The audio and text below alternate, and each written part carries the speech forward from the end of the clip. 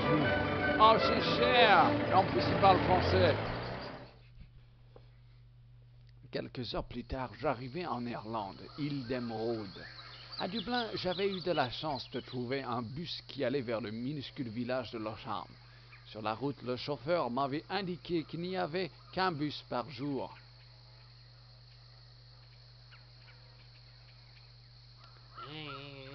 Le menu était succinct. On n'y lisait rien à manger aujourd'hui, mais cela ne me préoccupait pas. J'avais peur de rien manger dans la semaine qui suivait. C'était une trappe sur la chaussée. Un blaireau était en train de siffler. Je tirais sur la trappe, mais elle était fermée de l'intérieur.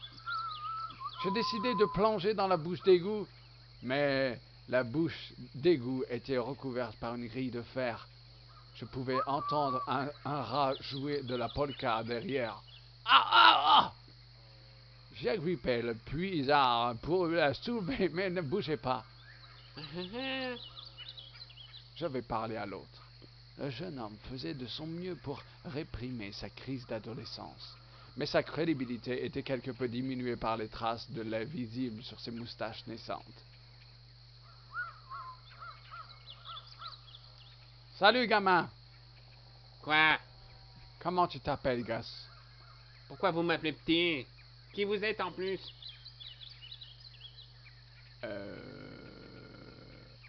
Rosso est mon nom. Et le crime, tu connais? T'es un détective? Disons seulement que je traque la vérité. Cool! Je veux faire comme toi, Kojak. Non, assez rigolé, ton nom. Liam Markin. Quoi? Pourquoi tu rôdes autour du bar? Je me suis fait la malle à cause de mon père. Tu as fait quelque chose d'illégal? J'ai rien fait, chef. Tu peux me le dire, petit, c'est à cause de ton père? C'est un poivreau, monsieur. Le moine Penny et il le transforme en bière. Et il y a ma pauvre mère qui est au lit en train de mourir à petit feu. Pour lui acheter des médicaments, j'ai coupé du bois chez le père Mahoney jusqu'à me faire saigner les mains. Ce vieux Gripsou m'a arnaqué aussi, mais j'ai ramené l'argent de force. Regarde-moi, regarde ce que ton fils est en train de gagner. Et voilà que mon père arrive et rafle tout. C'est une saloperie. Je vais à Dublin, me bourrer la tronche et il fait, je vous surveille à la maison. C'est pour ça que je me suis tiré. Quelque chose dans son air narquois me disait qu'il avait un peu modifié la réalité. À côté de lui, Rémi sans famille était l'enfant le plus heureux du monde. Tu as vu un homme habillé en clown? Ouais, devant moi, monsieur. C'est vous, le clown. Ah, tu es drôle. Mais l'homme que je cherche est un dangereux malfaiteur. Bon sang, juste comme dans le film que j'ai vu. Ouah, c'est un clown qui veut la peau de Roger Rabbit et qui a tué quelqu'un. Il faut prévenir le shérif, mais personne ne veut le croire. Et après, quand il est dans son bain, le clown a découpé avec une tronçonneuse. J'adorais la façon qu'il avait de tourner la tête quand il parlait, comme la mienne. Mais de qui vous parlez? J'ai 25 ans. Mais tu veux rire? Je suis sûr que tu n'as pas 14 ans. Mais pas du tout. J'ai 25 ans et j'ai une voiture et une femme et trois gosses. Mais oui, bien sûr. Et 10 grosses, même si elles comptent pas comme une femme. Que peux-tu me dire sur les grosses et le château Maguire? Qu'est-ce que vous voulez savoir?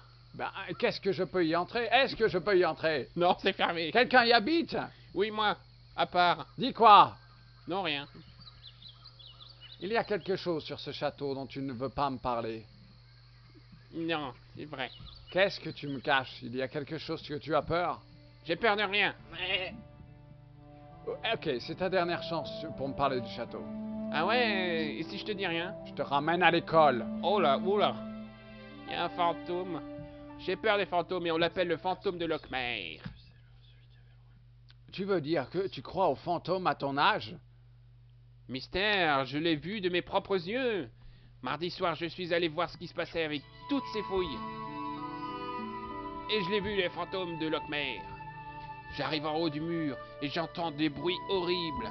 Quel genre de bruit? Une espèce de ronflement, de grognement horrible, comme le port de O'Brien, mais en pire. Ça venait de l'intérieur du château. Tu as découvert d'où venait ce bruit? Sûrement pas, je suis juste resté sur le mur, comme un dumbbell. La lune était jaune et graisseuse comme une vieille chiffon. Le parc était plein d'ombres bizarres qui auraient pu cacher n'importe quoi. Je voulais rentrer chez moi, mais mes jambes refusaient de bouger. Et tu as pu voir le fantôme? Ah oui, il était horrible. Je me suis posé comme un sac et j'ai vu la lune disparaître. Alors il est sorti de l'obscurité. Dans ses tripes. Hein? Dans des fripes toutes... Bon, prout, j'ai entendu un bruit d'eau de craquement et c'est horrible noir et puis ça faisait peur. Et j'ai eu si peur que je suis tombé de ce foutu mur.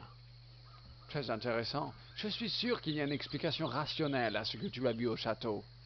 Mais il y en a une? Ce foutu château est hanté. Ah, je t'ai dit rationnel. Tu connais un certain programme? Vous pouvez me le décrire? Comme dans Columbo?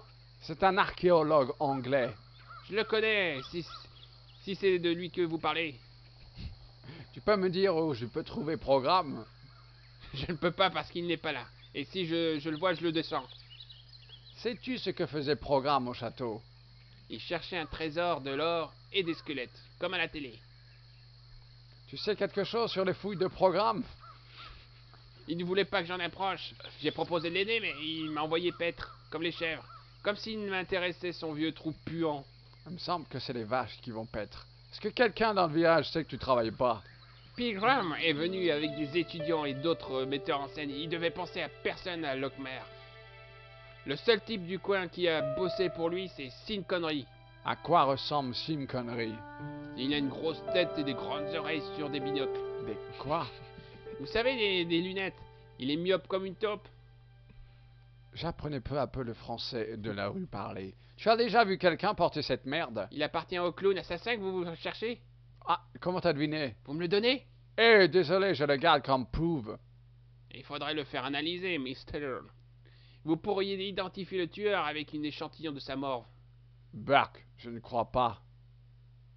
Ah, pour soulever les grilles, il est fort. Ouais, c'est ça. Comment tu le sais? C'est le directeur d'école qui me l'a dit. Il m'a annoncé, tu finiras la tête dans le four et les pieds dans le caniveau. C'est vrai, c'est pas vraiment réjouissant. Tu reconnais cette boîte d'allumettes, Maguire? Non, monsieur, je l'ai jamais vu, monsieur. Alors c'est toi, Maguire? Cet outil sert à quoi, selon toi? Je vous l'ai dit, pour les puisards. Ok, tu me serres la main? Vous êtes malade?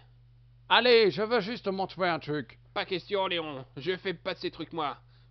Le père Monet m'a dit que j'irais en enfer si je le faisais. Je veux juste te serrer la main. Bon, d'accord. Hey! Ah, je l'ai eu, c'est marrant, hein? J'ai rien senti. Bah, on réessaye. Mais pas mal. Resserre-moi la main, alors. Pas question, Léon. Mais c'est juste pour essayer. Ce mouchoir te fait penser à quoi? Rien.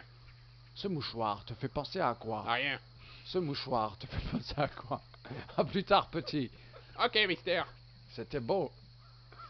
Ça a bien fait chier. Oh, la main, faut que j'y aille.